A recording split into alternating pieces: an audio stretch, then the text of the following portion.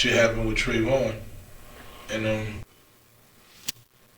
when Zimmerman was found not guilty, that shit just broke my heart.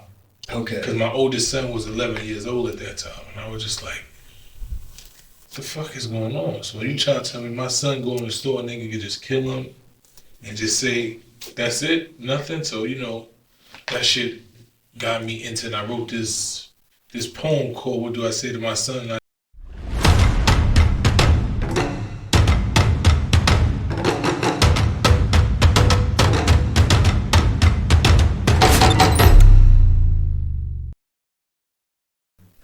You mentioned prison. I wanted to talk about that, your experience in jail, and Rikers Island. Rikers, Rikers is Rikers, man. I went to prison. I blew trial in 99, right when I had my deal. Damn. I blew trial to a 7 to 14 sentence for armed robbery.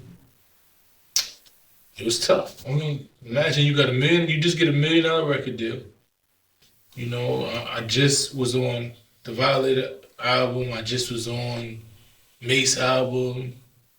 I was on the new Clue album that was coming out. I was supposed to go do the Vibrant thing with Q-Tip the next day before I blew trial. Never made it there. Had a song with Busta that was supposed to drop.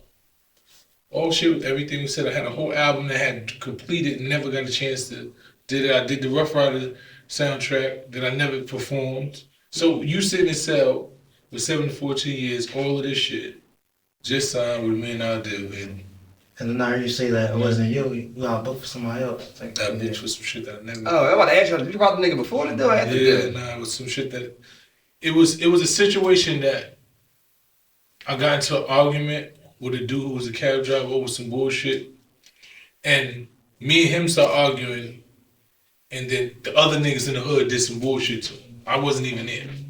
I left. They reacted because of an argument and a disagreement we had. And then I leave. Next thing I know, he pulling up on me saying I robbed him.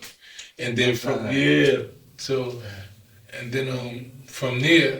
they pinned it. They didn't try. They actually pinned a whole nother robbery on me. Because another cab driver got robbed uptown where I actually lived. So niggas put me in a lineup. He picks me on a lineup. I never even seen the nigga before in my life. So now you got two niggas saying that I robbed them, that none of them I robbed. The first dude tries to drop the charges because he realized he lied on me. But they wouldn't let him. They arrested him because they said he was in contempt of court. Threw him in jail. Now he's scared to even testify. He goes to court trying to plead the fifth. But they say that I'm threatening him. That's why he don't want to. So they use his testimony that he made before trial as evidence. He never even identified me in court. It was like the worst shit. Anything that could have gone wrong just went wrong. It didn't even make sense. So tell me the moment when you go from Mysonne, the artist, to, okay, I'm gonna be Mysonne, the activist. That was a process, man. Like, I never seen active. I always had a good heart. You know what I'm saying? I think even when I was young, I was the nigga that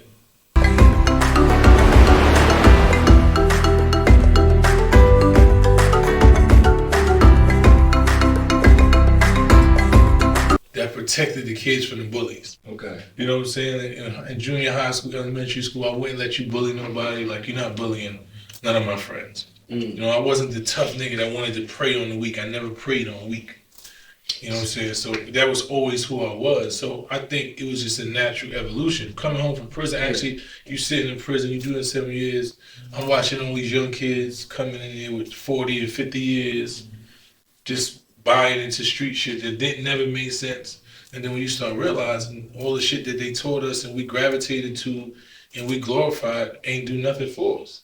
So when you came home, because like in Philly, we favor Wallow. So it was like the Wallow thing, like Wallow was with Gilly Fee got locked up, Major Figure, then he got locked up, then came home and it's like he had a plan. Like he became speaking to the streets and we fell in love with him. So when you came home, was your plan to like get back into the artistry, or you was like, no, I'm going to speak? Like I think it was a transition, right? Because I always wanted to rap. So when I came home, the first thing I do was rapping, but the message was different. Okay. You know what I'm saying? It was like, nah, I'm not telling niggas to rob and shoot niggas. Because I know that shit ain't gonna do nothing but end you dead on jail. So even though the message I had was street based and it was telling the truth. It just wasn't glorifying dumb shit. So it was a transition. And then I think I fully got into activism when Trayvon Martin happened. Oh yes, that's one. Yeah. You know what I'm saying? That was the thing that clicked for me. I was actually in Florida and we was filming a TV show that I was doing. It was a web series that we was doing called South Brooklyn. It was like, you know, it was kind of like Power is now. But that shit was like 2007, 2008. And no matter of fact, 2011, I think, my fault. It's like 2011, 2012. And it was right when shit happened with Trayvon. And when Zimmerman was found not guilty, that shit just broke my heart.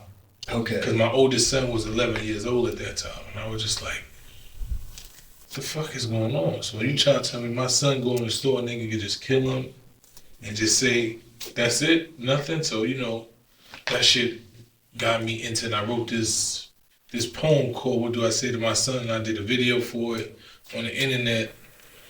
And then I met a girl that I work with now named Tamika, who was working with Al Sharpton. And she heard it. And she was working with Trayvon's mother.